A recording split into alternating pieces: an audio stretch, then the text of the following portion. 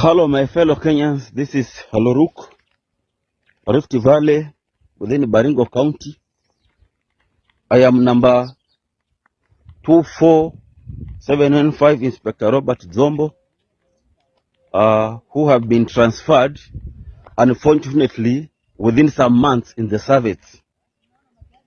Having been transferred from Kiganjo to PTC to Milili to railways for 9 months, then taken for a course for 7 months, went to Rumuruti Laikipia for 4.5 months, then taken to Magadi for 6 months, now at Loruk for over 4 months now. The situation, as you can see here, this is a camp without any logistic. A very volatile place like this one. Just the other day, we're just moving over the bush without any gear, without any body armor, without any helmet, without any vehicle.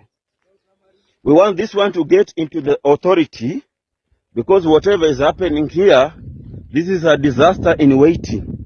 We want whoever created this QRT thing to come over here on the ground and see by himself. We want to urge the government, the Interior CS himself, Professor Kindiki, and the leadership. In particular, I want to address this one to my area member of parliament, Owen Baya, Kingi, the parliament, the Senate parliament speaker, to address this matter to the president. Our fellow members here have got body armors, have got APCs, have got everything that pertains to this camp. They are also enjoying special allowances. They are also enjoying hardship allowances and all the amenities that require to be in the hardship area. I am addressing this one to the members of parliament, especially my area member of parliament, Owen Baya, Aisha Jumwa, and Kingi, because that is where I come from. Whatever we're experiencing here is not human. Stop fighting for Mugoka. We are only asking for what is ours. We are not saying that we are not ready to work here. We are ready to work here. But all the amenities, name them, the APCs, cars and everything, water and all that. Stop staying in your offices. Come to the ground and see. Whatever is happening here at Oruru cannot be handled only with a bullet and a gun. Come and see by yourself. Stop sitting there and transferring people from Nairobi to Nairobi, from Mombasa to Mombasa, from Kisumu to Kisumu. Come and see where people are. You cannot transfer one from Turkana to Baringo to Mandera. Come and see by yourself, or else this is a disaster in waiting. Guys, I came across this video and I found it very interesting, because I was like, so the police also cry. This policeman was complaining about how deplorable his situation is, and he was talking about how he had been moved from several places, like he had been reposted, and that in the place where he is, actually, it's not just about using the gun, it needs much more than that. And we can see on the background that this police officer is really working in a very, very, very deplorable situation. So when I saw this video, I was like, oh, this is an interesting video, because we've seen what the police is capable of in the streets. We've seen how they can make sure that Kenyans cannot protest in peace. But you know, these things apply across board, because if you come to think about it, we Kenyans, the common person, some of us are paid to come and disrupt very peaceful protests so that the protests can stop. Who pays us? The comfortable elite at the top will pay the person that has no job, has nothing, to come and disrupt the other one that is trying to ask this person that is paying them to make things better for everybody.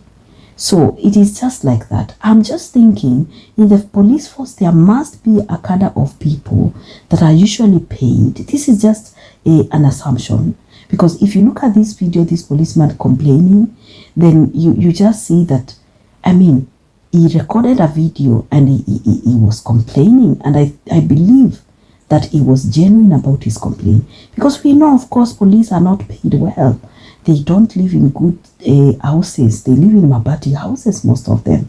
And so because we know the situation on the ground is so difficult for everybody, I believe that he is genuinely complaining. So this police officer is basically saying the things that we have always hoped that one police officer could come out, or 3 or 4 or 5, to say, you know.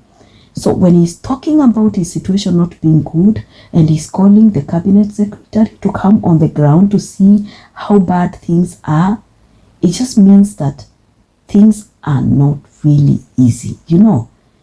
People have always made it look like, oh, the police are comfortable, they are not supposed to come, they are always on the side of the government. But I just think it's just because they have not been given the forum to speak. That is why they can't speak. For some reason, they are scared.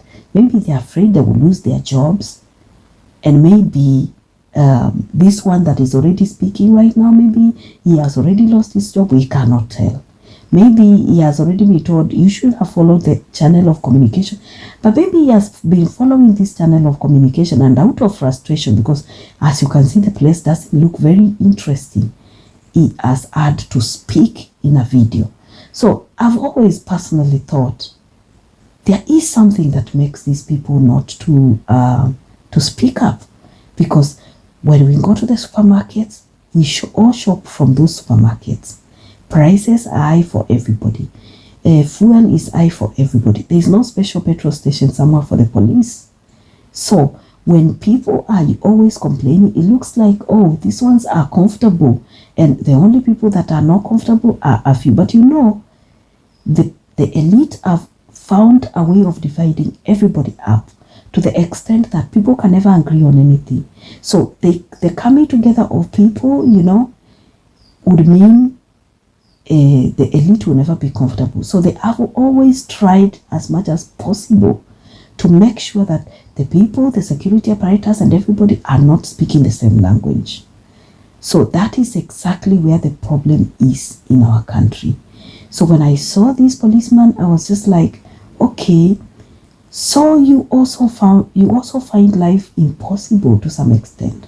You know, I mean, this one voice, like, I think represents the many that are afraid of coming out on camera to let Kenyans know we also suffer, you know. It's not like we don't speak up, we do speak up. So I think this is a very important video. This is a video that no one can ignore, because the fear that has been like planted in Kenyans' hearts is too much. It starts all the way from different ethnic groups to the very highest level, to even people being told a prophecy of punishment is going to come, to being like, is fear planted all the way from very, very local level to the supreme level, where you think like, okay, even God will punish you. So all of that fear in people's heart make them not to speak up. So this is where the problem is in Kenya, the fear. The fear that all these political leaders have had to plant through every single means that they can find to make sure that people never speak up, people never speak the same language, people never come together against them. It is something that they are very keen on. So guys, when I saw this video, I said, let me post it for you guys to hear what this guy has to say about his situation. I don't know what you think, but leave us your comments in the comment section below. Thank you.